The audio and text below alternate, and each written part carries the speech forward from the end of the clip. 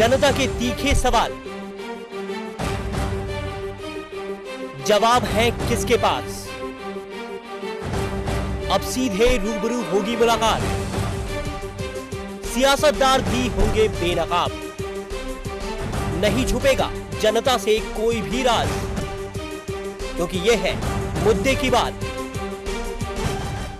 नमस्कार, DG news के खास कार्यक्रम मुद्दे की बात में आपका स्वागत है। मुद्दे की बात कार्यक्रम में आज हमारे खास मेहमान के तौर पर उपस्थित हैं इंदौर जिला अभिभाषक संघ के अध्यक्ष श्री रविंद्र सिंह जी गौड़। रविंद्र सिंह जी गौड़ इंदौर जिला अभिभाषक संघ के अध्यक्ष हैं। हम आपका स्वागत करते हैं। नमस्कार। गौड़ साहब, इंदौर की जैसी तासीर आप देखते हैं, इंदौर एक शांतिप्रिय शहर हुआ करता था, एक शांतिप्रिय मानवता का परिचय देने वाला शहर हुआ करता था। लेकिन पिछले कुछ समय से देखने में आ रहा है कि ये शहर अपराधियों के हवाले होता चला जा रहा है। आपको क्या लग रहा है कि क्या वास्तव में शहर की फिजा में अपराधियों का जो दखलंदाजी है वो जबरदस्त घुल चुकी है? ये बात सही है कि इंदौर मालवा शहर है और यहाँ बहुत ही शांति प्रिय लोग रहते हैं और इंदौर की एक अलग ही पहचान पूरे भारत में रही है। किंतु कुछ वर्षों से भूमाफियाओं के कारण इंदौर धीरे धीरे गर्म होता जा रहा है और जिसकी गर्मी हमें जिला न्यायालय से दिखाई देती है कि जहां कम प्रकरण रहते थे, आज उसी शहर में अनेक हत्याएं होती है, अनेक विवाद होते हैं, अनेक झगड़े होते हैं। इसका कारण मुख्य रूप से भूमाफिया है। गौड़ साहब, अगर हम बात करें शहर की शांति और इसकी फिजा को बिगाड़ने का मामला, तो इंदौर का जो न्याय परिसर है, इंदौर जिला न्यायालय है, वो भी सुरक्षित नहीं है। पिछले दिनों देखने में आया है कि न्याय कर्मचारी को न्याय परिसर में ही चाकू मार के घायल कर दिया जाता है और खुद मजिस्ट्रेट इस बात की इतला थाने पर करते हैं, बावजूद पुलिस की जिस तरीके से गंभीरता दिखना चाहिए वो नज़र नहीं कहीं आई है। आपको क्या लग रहा है कि कितनी गंभीरता उस पूरे प्रकरण के अंदर देखने को मिली? ये बात सही है कि उस प्रकरण में जो नज़दीकी थाना है उसे उस ओर देखना था और शीघ्र ही वहाँ पर पुलिस को भेजना थी। पुलिस प्रशासन वहाँ देरी से पहुँची और हमारे जिला न्यायालय के न्यायाधीश तुरंत पहुँच गए, कर्मचारी पहुँच गए, अधिवक्ता पहुँच गए। यह बात सही है कि वर्तमान में जिला न्यायालय परिसर असुरक्षित है। हमारे जिला न्यायाधीश महोदय पाटीदार साहब समय समय पर मीटिंग भी बुलाते हैं और प्रयास भी करते हैं, लेकिन वास्तव में अप्रिय घटना कभी भी हो सकती है क्योंकि वह चारों ओर से असुरक्षित है। गौड़ साहब, आपने जिला न्यायालय के असुरक्षित होने का मुद्दा जो यहाँ उठाया है, यह बहुत ही चिंतनीय है, क्योंकि जब जिस न्यायालय के अंदर हम न्याय की आस लेके जाएं और वही असुरक्षित हो, तो न्याय पाने वाले व्यक्ति को किस तरह का संशय और किस तरह के भावनाओं में जीना पड़ता है।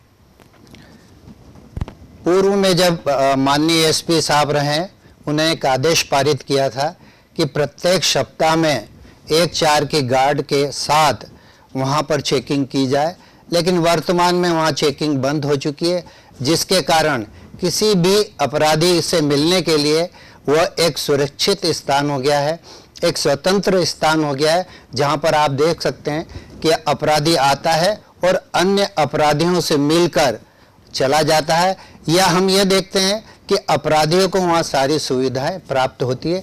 इसके कारण से भी जो गवाह है, जो साक्षी है, वो भयभीत है और यह असुरक्षा का माहौल जिला न्यायालय में बना हुआ है। हम यह भी देखते हैं कि खाली अधिवक्ता नहीं, अधिवक्ता के अलावा माननीय न्यायाधीश भी असुरक्षित है। आप कभी भी उनके घर चले जाएं या उनके ऑफिस में चले जाएं, वहाँ कोई सुरक्षा का स्थान नहीं बना है, कोई सुरक्षा की गारंटी नहीं है। हम न्यायालय के असुरक्षित होने की बात करते हैं और देखने में आया है कि जिस तरह से इंदौर जिला न्यायालय के अंदर प्रकरणों की संख्या बढ़ी है, मजिस्ट्रेटों की संख्याओं को इसमें जरूर वहाँ पे नियुक्ति का कुछ सरकार ने प्रयास किया है, लेकिन जो केबिन तैयार किए गए हैं वो केबिन इतने हैं कि वो एक 8x10 के केबिन के हिसाब से जिस तरह से बनाए जाते हैं या भी छोटे छोटे कमरों के रूप में बनाए जाते हैं। क्या आपको लगता है कि इस स्थिति के अंदर सही समय पर सही निर्णय न्यायाधीश को लेने के अंदर सकारात्मक भूमिका निभाने में उनको सफलता मिलती है या कहीं ना कहीं अड़चनों का सामना करना पड़ता है? वर्तमान में जो जिला न्यायालय है, जिसमें न्यायाधीशों की कोर्ट लगती है, न्यायाधीशों को बैठने का स्थान भी काफ़ी कम है।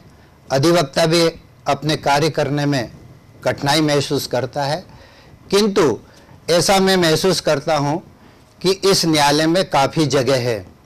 अगर प्रशासन चाहे या मध्य प्रदेश शासन चाहे तो इसी स्थान पर सभी लोगों को बैठने की अच्छी व्यवस्था हो सकती है, क्योंकि मेन बिल्डिंग के आसपास जितनी भी खुली जगह है, अगर मध्य प्रदेश शासन उसका प्लानिंग करके और वहाँ अगर बिल्डिंग बनाए तो चारों ओर अच्छी बिल्डिंग बन सकती है। 4 मंजिल भवन बनाकर यहाँ कम से कम 200 कोर्ट रूम बन सकते हैं। नीचे पार्किंग का स्थान बन सकता है। साथ ही पीछे एक खाली स्थान पड़ा हुआ है, शासन चाहे तो वह स्थान भी दे सकता है पार्किंग के लिए, सारी व्यवस्था हो सकती है। प्लस वाणिज्यकर भवन जहाँ बना हुआ है उनका अपना खुद का भवन बन चुका है, फिर भी उन्होंने आज तक उसे रिक्त नहीं किया है। अगर वो वाणिज्यकर भवन पुनः जिला न्यायालय को लौटा दिया जाए तो वहाँ भी काफ़ी कोर्ट रूम बन सकते हैं। इस प्रकार यह समस्या यहीं पर हल हो सकती है। और दूसरी बात यह है कि जिला न्यायालय जिस स्थान पर है उसके आसपास बस स्टैंड है, रेलवे स्टेशन है और व्यापारी क्षेत्र है। सभी लोग आसपास हैं तो काफ़ी सुविधा पक्षकार को, अधिवक्ता को और गवाहों को वहाँ मिलती है, इसलिए ये स्थान उपयुक्त है। जिला न्यायालय की हम बात करें, पार्किंग का मुद्दा यहाँ पे बार बार उठता रहा है। आपको क्या लगता है कि जिस प्रकार से जिला न्यायालय के अंदर वाहनों की संख्या बढ़ी है, क्या ये सब हम अभिभाषकों की माने या माननीय न्यायाधीशों की माने, या फिर इसमें कहीं ना कहीं किसी प्रकार का घालमेल होता है जो न्याय परिसर की पार्किंग व्यवस्था को ध्वस्त करता है? जिला न्यायालय में जो वर्तमान में पार्किंग की सुविधा है उसमें हम देखते हैं कि 9 बजे ही कई लोगों के वाहन वहाँ खड़े हो जाते हैं और अधिवक्ता बंधु मात्र 250 या 3000 के लगभग, 2500 से 3000 वाहन उनके आते हैं और वो वाहन प्रत्येक अपने स्थान पर खड़े करते हैं। किंतु अधिकांश देखा गया है कि पक्षकारों के और अन्य व्यक्तियों के या वहाँ के आसपास के व्यापारी लोगों के वाहन वहाँ पर अधिक खड़े रहते हैं। इसी कारण से पार्किंग की असुविधा महसूस की जाती है। अभी वर्तमान में जिला न्यायाधीश महोदय श्री पाटीदार साहब ने पार्किंग की नई व्यवस्था की है और पास भी जारी किए हैं। 27 जनवरी से यह पार्किंग व्यवस्था लागू होगी। आप असुरक्षा की बात करते हैं। जिला न्यायालय परिसर में जिस तरह से असुरक्षित हो चुका है, अभिभाषक असुरक्षित हो चुके हैं, देखने में आया है कि जिला न्यायालय परिसर के बाहर भी कहीं ना कहीं अभिभाषकों पे अटैक हो रहे हैं और लगातार वकीलों द्वारा इस बात की मांग की जाती है कि उनके संरक्षण का कानून बनाया जाए, संरक्षण के लिए। तो सरकार कितनी संवेदनशील आपकी मांग को लेकर है? सरकार को क्या महसूस हो रहा है ये तो मैं नहीं बता सकता हूँ, लेकिन सरकार को ये सोचना चाहिए कि जो न्याय दिलाने के लिए कार्य करते हैं उन्हें ही अगर गुंडे और भूमाफिया दबाना चाहते हैं और उनसे अप्रिय घटना करने के लिए या ऐसे कार्य करने के लिए प्रेरित करते हैं जो कि अधिवक्ता बंधु नहीं करना चाहते हैं, उन पर दबाव बनाया जाता है और गुंडों द्वारा उनके साथ अप्रिय घटना की जाती है। अगर मध्य प्रदेश शासन इसमें त्वरित एक्शन ले और विचार करे और प्रोडक्शन एक्ट लागू करे तो ये घटनाएं कम हो सकती है। पिछले दिनों देखने में यह भी आया है कि अभिभाषक संघ जिस तरह से अपनी पैरवी कर रहे हैं, प्रकरणों के अंदर जिस तरह से अपनी भूमिका निभा रहे हैं, कहीं ना कहीं आपने कहा है कि भूमाफियाओं का दबाव बना रहता है। क्या माना जाए कि राजनीतिक संरक्षण भी इसमें उन भूमाफियाओं को है जिसके कारण ये स्थितियां बन रही हैं? मैं ये तो नहीं कह सकता हूँ कि जो भी नेतागण हैं या राजनीतिक लोगों से जुड़े हुए हैं ऐसे लोग इन भूमाफियाओं को संरक्षण देते हैं अथवा नहीं, लेकिन यह बात सत्य है कि कहीं ना कहीं पर्दे के पीछे भूमाफियाओं को कोई ना कोई सहयोग देता है, जिसके कारण से ही वे अधिक से अधिक शहर में गुंडागर्दी फैला रहे हैं। आप सीधे तौर पे कह रहे हैं कि अप्रत्यक्ष रूप से, सीधे तौर पे नहीं कह रहे, लेकिन अप्रत्यक्ष रूप से इस बात को मान रहे हैं कि उन्हें किसी न किसी नेताओं का या किसी न किसी प्रकार का संरक्षण प्राप्त है। तो प्रशासनिक अमला या पुलिस विभाग क्यों नहीं उनको दबा पा रहा है? क्या वे भी किसी न किसी राजनीतिक प्रेशर या किसी दबाव के अंदर काम करते हैं, या किसी अपराधियों को कार्रवाई करने के लिए उन्हें रोका जाता है? मैं ये तो नहीं बता सकता हूँ कि प्रशासन को कोई राजनीतिक अधिकारी या राजनीतिक नेता या राजनीतिक पहुंच रखने वाला दबा सकता है। प्रशासन अपना काम करता है और कर ही रहे हैं, लेकिन कहीं ना कहीं इसमें कमजोरी महसूस होती है, और वो कमजोरी हमारे माननीय मुख्यमंत्री चाहें तो प्रशासन को इस और संकेत देकर अधिक से अधिक भूमाफियाओं को समाप्त कर सकते हैं। शहर की कानून व्यवस्था बिगाड़ने के लिए आपने बार बार एक सवाल उठाया है कि भूमाफिया इसमें सक्रिय रहते हैं। किस तरीके का उन पे एक्शन होना चाहिए, किस तरीके की अगर हम बात कर कानूनी रूप से बात करें ताकि आम व्यक्ति भी उसमें सुरक्षित हो, अभिभाषक गण भी सुरक्षित हो और बाकी व्यवस्थाएं भी एक सकारात्मक रूप से चल सके? जैसा कि भूमाफिया अधिकांश करते हैं, कहीं भी कोई भूमि खरीदते हैं, उसमें कॉलोनी काटते हैं, उसके बाद फिर उसे किसी अन्य को बेच देते हैं, या किसान से कुछ रकम देके भूमाफिया एग्रीमेंट कर लेते हैं, फिर उसको दबाते हैं। तो ये जो ऐसी प्रक्रिया है, इसमें अगर शासन पेपर में इसको प्रकाशित कर दे कि यह जो कॉलोनी है यह वैध है, यह अवैध है, यह जो मल्टी है यह वैध है या अवैध है, अगर ऐसा प्रकाशन समय समय पर होता रहे तो इन भूमाफियाओं की नहीं चलेगी।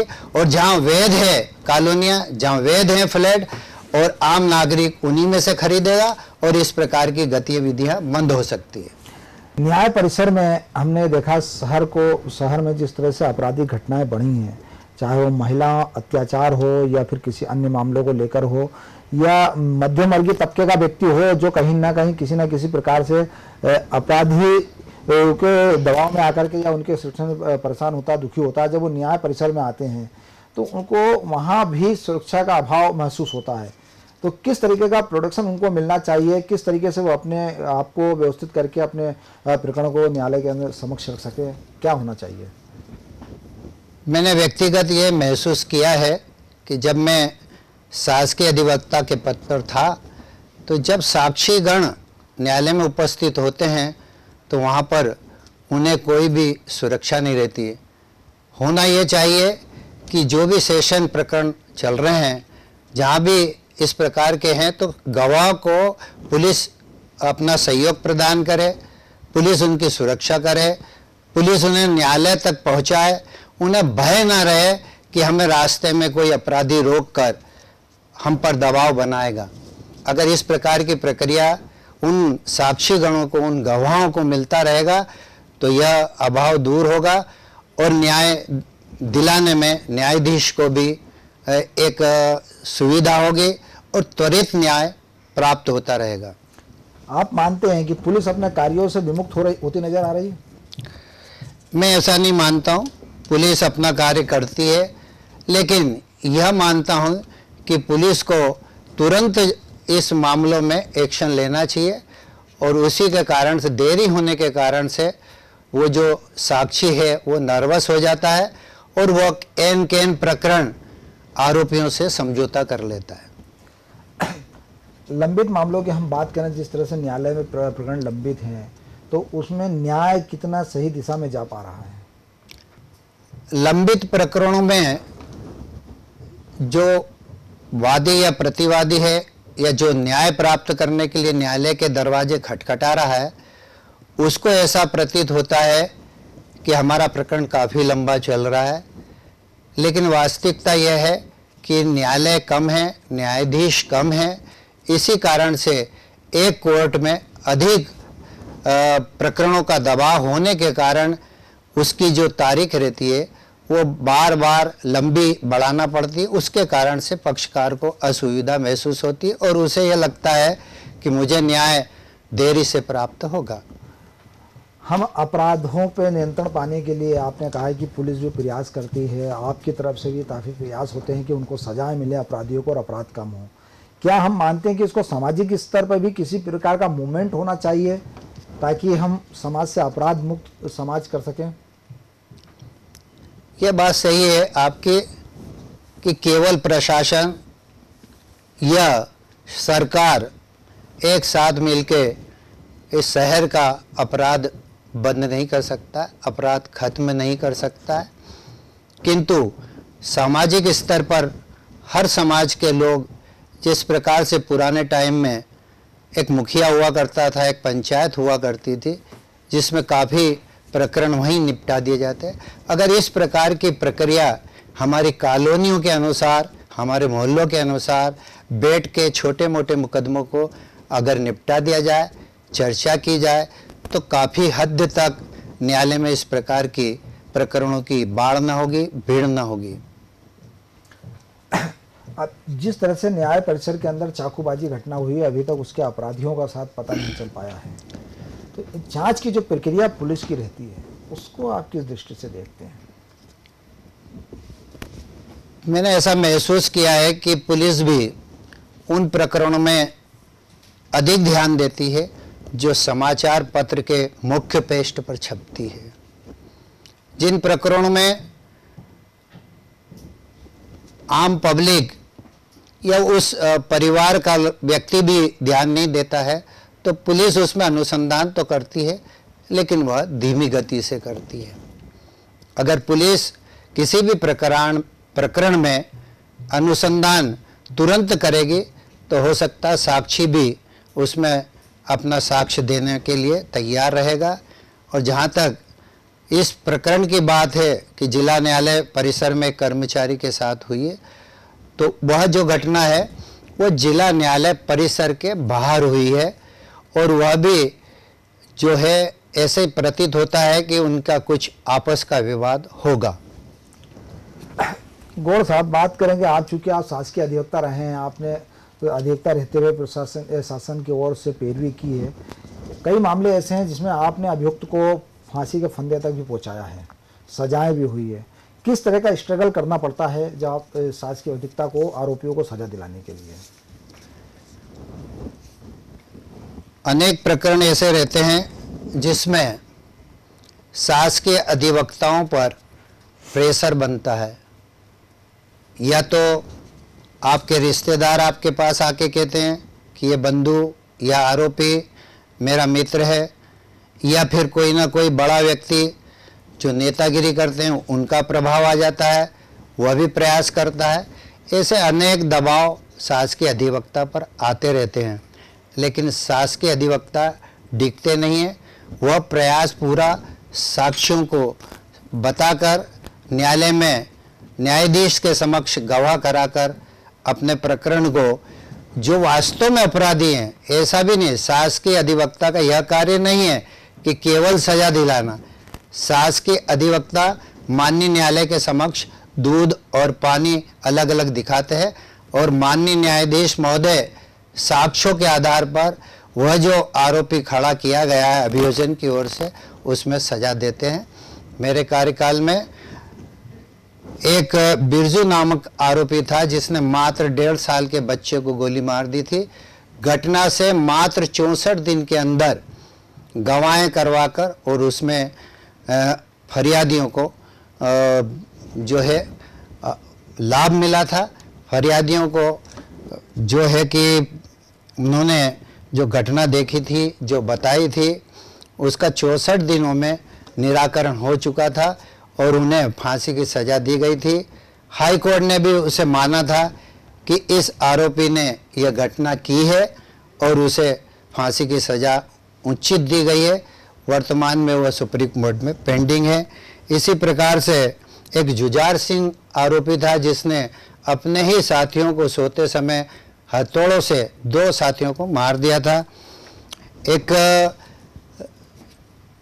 श्रीनगर में कांड हुआ था जिसमें एक ही परिवार की 3 महिलाओं की हत्या कर दी थी, जिसमें माँ थी, बेटी थी और नानी थी।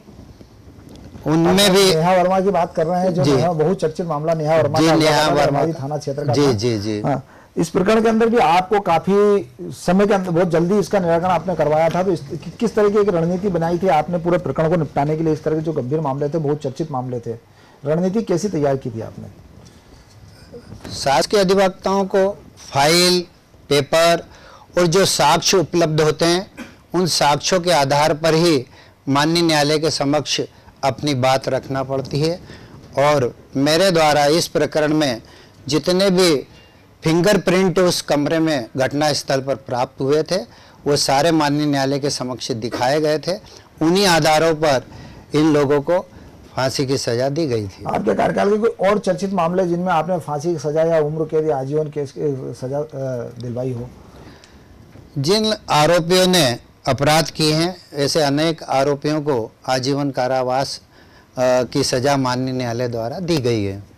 ऐसे ही बाणगंगा चौराहे पर एक वीरेंद्र पुरोहित करके एक वकील साहब थे और उनके भांजे केवल पानी गिरने के मामले में उनके साथ घटना हुई थी और वह भी परिवार के ही लोग थे। तीनों की हत्या कर दी गई थी। वह प्रकरण जिला न्यायालय में शुरू ही हुआ था, किंतु सुप्रीम कोर्ट के आदेश से वह प्रकरण देवास में ट्रांसफ़र किया गया। फरियादी पक्ष को मुझ पर विश्वास था। उन्होंने पुनः विधि विभाग से परमिशन लेकर मुझे विशेष लोक अभियोजक देवास में बनाया। मैं देवास में जाकर उस प्रकरण में पैरवी की और साक्ष्यों के आधार पर माननीय न्यायालय ने उन आरोपियों को आजीवन कारावास की सजा सुनाई थी। आप जब किसी मामले में पैरवी करते हैं, किसी को देखते हैं, तो आपको ऐसा लगता है कि कहीं ना कहीं पुलिस की जांच के गड़बड़ के कारण निर्दोष व्यक्ति भी आरोपी बन के कटघरे में खड़ा होता है? मैं आज यह तो नहीं कह सकता हूं, लेकिन यह है कि कहीं ना कहीं प्रशासन की त्रुटि से एक आरोपी बचकर निकल जाता है। मतलब क्या होना चाहिए? अगर हम बात करें कि अगर जिस तरह से असुरक्षा की भावना की बात कर लें या जिस तरह से भूमाफियाओं के तहत शहर की कानून व्यवस्था पर सवाल उठने लगे हैं, अगर हम जिला अभिभाषक संघ के अध्यक्ष की हैसियत से पूछें या शहर के आम नागरिक की हैसियत से पूछें, किस तरह की पहल होना चाहिए जिससे शहर में वापस शांति लौट सके, वापस हम पुनः एक सामान्य व्यक्ति सामान्य जीवन की तरह जी सके, अपना रोजगार कर सके? मैं एक आम नागरिक की तरह यही शहर के निवासियों से निवेदन करूँगा कि हम जहाँ रहते हैं सबसे पहले वहीं उस कॉलोनी में, उस मोहल्ले में आपस में बैठकर शांति बनाएं और किसी भी अफवाह से दूर रहें। और वर्तमान में जो हमारे वरिष्ठ नेतागण हैं वो समय समय पर अगर इन कॉलोनियों के व्यक्तियों को, नागरिकों के बीच में बैठकर अगर जन समस्या को सुनेंगे तो हो सकता है कि ये समस्या दूर हो सकती है। मुख्यमंत्री प्रयास करते हैं लेकिन मुख्यमंत्री तक ये बात नहीं पहुंचती है और यहाँ के नेता ही अपने लेवल पर इन बातों को दबाने का प्रयास करते हैं। अगर इंदौर शहर के सभी पार्षद और विधायक महोदय बैठकर अपने शहर में, अपने मोहल्ले में, अपनी कॉलोनियों में समय समय पर अगर चर्चा करें तो काफ़ी हद तक हमारा शहर पुनः मालवा और शांति का केंद्र बनेगा। आपको ऐसा लगता नहीं कि राजनीति में नेताओं को अपनी भीड़ बढ़ाने के लिए इस तरह के भी हथकंडे अपनाए जाते हैं जिसके कारण आप पे स्थितियां बनती हैं? ऐसा मैं महसूस नहीं करता हूं, क्योंकि मैं जिस नेता के साथ रहता था उस नेता का नाम है स्वर्गीय लक्ष्मण सिंह गौड़, और लक्ष्मण सिंह गौड़ के पास भीड़ नहीं, आम नागरिक जुड़ा हुआ था, कार्यकर्ता जुड़ा था। वे हमेशा अच्छे लोगों को अपने साथ रखते थे और उनके परिवार से जुड़े थे। इसलिए मैं ऐसा नहीं मानता हूं कि नेता लोग केवल भीड़ लेकर चलते हैं।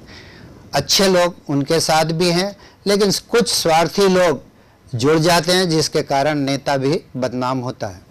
आप मानते हैं कुछ अपवादों को छोड़ दें, कुछ नेताओं को छोड़ दें जो अपनी सहनशीलता, सामाजिक दृष्टिकोण को रख के काम करते हैं, लेकिन कुछ अपने निजी स्वार्थों के लिए आगे बढ़ के काम करते हैं, ऐसा आप मानते हैं? देखिए, हर जगह गिरावट तो आई है और हर व्यक्ति आधुनिक वस्तुओं को प्राप्त करने के लिए कुछ न कुछ व्यवसाय करता है और व्यापारी लोग देख रहे हैं कि अधिकांश नेता लोग से जुड़ते हैं और उन नेताओं का दुरुपयोग करते हैं। मैं ये नहीं कहता हूँ कि सभी हरिश्चंद्र होंगे, लेकिन वो जो व्यापारी वर्ग है वो उन नेताओं को भी गिराने का प्रयास करते हैं। शिक्षा के कमी के कारण कम पढ़े लिखे लोग भी नेतागिरी में कूद जाते हैं, जिस तरह से जो बातें आती हैं, तो आपको लगता है कि नेता बने व्यक्ति समाज सेवा की जो बात करता है उसको एक उच्च शिक्षित होना चाहिए? मैं इस बात को मानता हूँ, जब तक आपके पास शिक्षा नहीं है तो आपके पास सोचने का, विचार करने का ज्ञान नहीं है। ज्ञान जरूरी है, और मैं तो ऐसा निवेदन करता हूं कि हमारे देश के प्रधानमंत्री जो मन की बात करते हैं, उन्हें चाहिए कि ऐसा नियम बना दे कि कोई भी व्यक्ति हाई सेकेंडरी से पास वो पार्षद भी नहीं बने और विधायक भी नहीं बने। और यह भी होना चाहिए कि उसे अपनी मातृभाषा, उसे हिंदी और अंग्रेजी का भी ज्ञान होना चाहिए। जिन लोगों को अपनी मातृभाषा और अपना ज्ञान नहीं है, अंग्रेजी नहीं आती है, हिंदी नहीं आती है, उसको अपनी भाषा ही नहीं आती है, तो वह सेवा क्या करेगा। तो यह अनिवार्य होना चाहिए कि कम से कम वह हाई सेकेंडरी पास रहे। तो ये हमारे आज के खास कार्यक्रम मुद्दे की बात में इंदौर जिला अभिभाषक संघ के अध्यक्ष श्री रविंद्र सिंह जी गौड़ थे। उनका साफ मानना है कि आज समाज में जो विकृति आई है, आज समाज में जिस तरह से अपराधीकरण का बढ़ावा मिल रहा है, उसके पीछे भूमाफिया कहीं ना कहीं सक्रिय हैं, और कहीं ना कहीं विलासिता के भोग में चाह रखने वाले लोगों के कारण ये समाज एक विकृत दिशा में जा रहा है। जरूरी है शिक्षा का विकल्प सभी के लिए हो, सभी शिक्षित हों, समाज को नई दिशा मिले। धन्यवाद गौड़ साहब, आपकी सोच और डीजी न्यूज के इस कार्यक्रम में आपको ने जो शिरकत की उसके लिए आपका बहुत बहुत धन्यवाद। धन्यवाद सर, बहुत बहुत धन्यवाद।